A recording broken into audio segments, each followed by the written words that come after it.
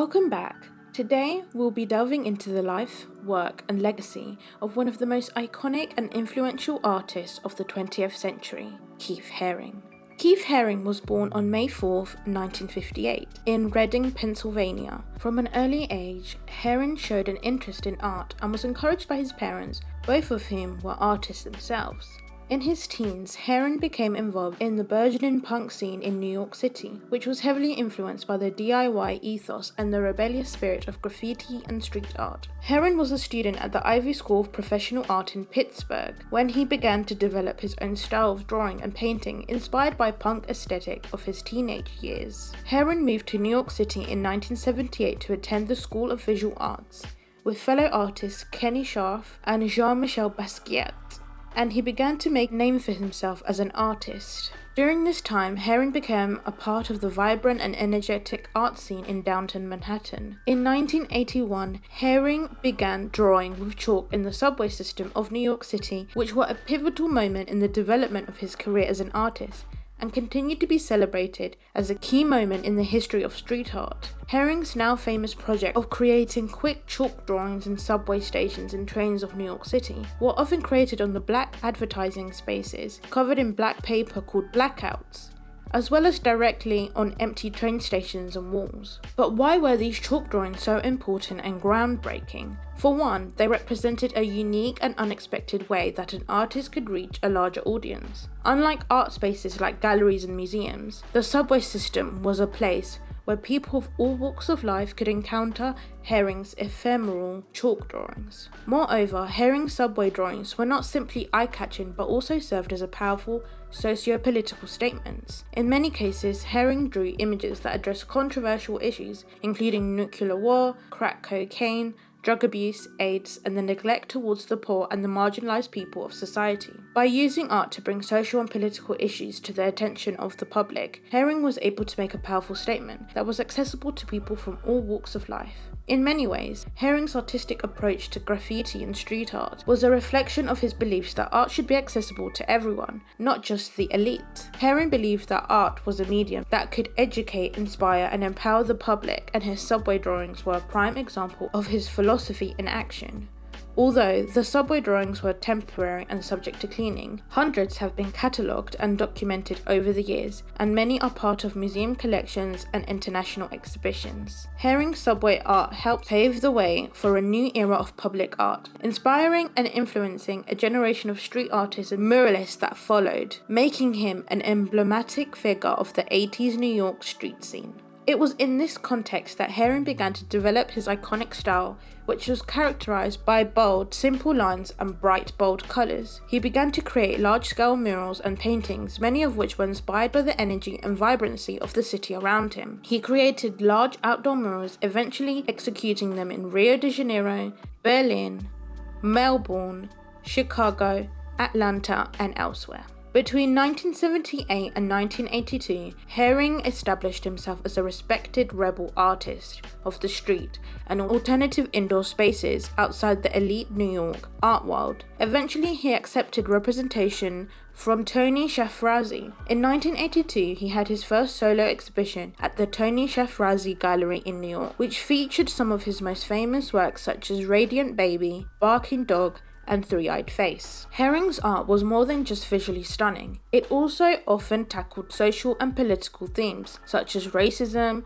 homophobia, political oppression, and the AIDS epidemic. Haring was himself gay, and his work frequently expressed his frustration with the marginalization of LGBTQ+ communities. An example is Free South Africa, one of Keith Haring's works created in 1985 in response to the political turmoil of apartheid in South Africa. The artwork features a bold pack of spray-painted silhouette of a human figure, but they are captured with a rope around their neck, with a smaller white figure holding the other end of the rope. The artwork, Free South Africa, shows the enduring influence that the desire for political freedom had on Haring's work. The artwork serves as a powerful visual commentary on the struggle for freedom during apartheid in South Africa. The chain neck can be seen as a metaphor for the oppression of black people in South Africa under apartheid. Haring's use of bold graphic shapes and black paint emphasizes the urgency of his message, reflecting both the violence and the struggle for social justice inherent in the situation. The freestanding figure evokes feelings of courage, strength, and unity that are needed for a successful revolution.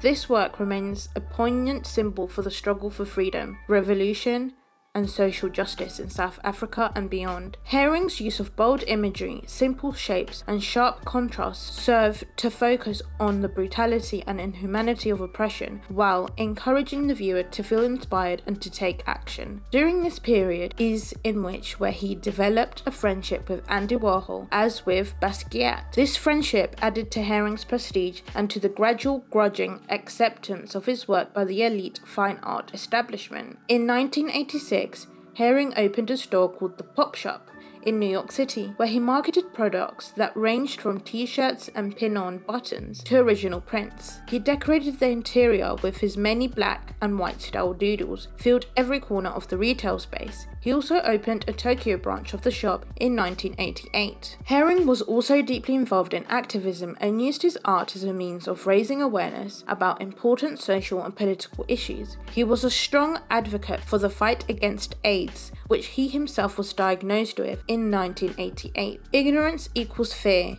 silence equals death is one of Keith Haring's most iconic artworks. The artwork features a simple but powerful design that consists of block letters forming the phrase "ignorance equals fear" on the top of the artwork and "silence equals death" on the bottom, with three figures in the middle. This artwork was Haring linking three individuals who are of an identifiable race and gender, representing people inflicted with AIDS. The three characters are marked with a pink X across their chest, symbolizing AIDS patients, and are covering their ears, mouth, and eyes. These characters are in a place of discomfort and are too afraid to stand up and say something because they fear being ridiculed, put down, or seen as guilty by society due to the stigmas that went along with AIDS. Haring's work forces viewers to realize the struggles that these marginalized people silently go through, and he feels that something needs to change in order to relive the group's suffering in society.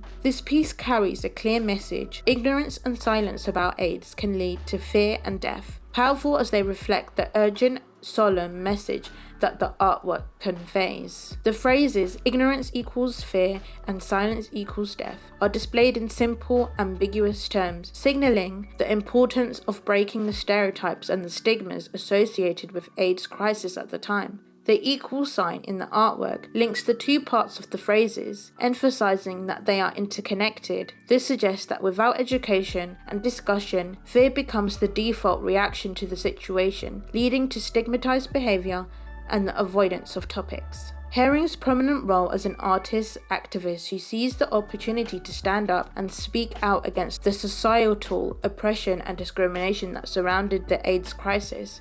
The artwork's directness reflect the urgency and importance of the message and continue to be a powerful tool used by activists today within the fight for social justice. Haring's work continues to inspire new generations of artists and activists to use their craft as a means of social commentary and political activism.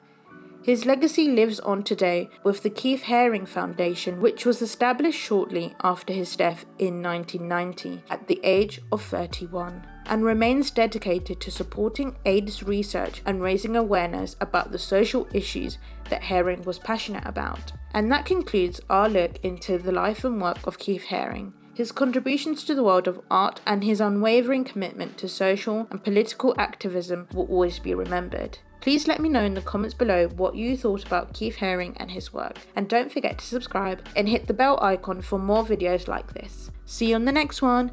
Bye!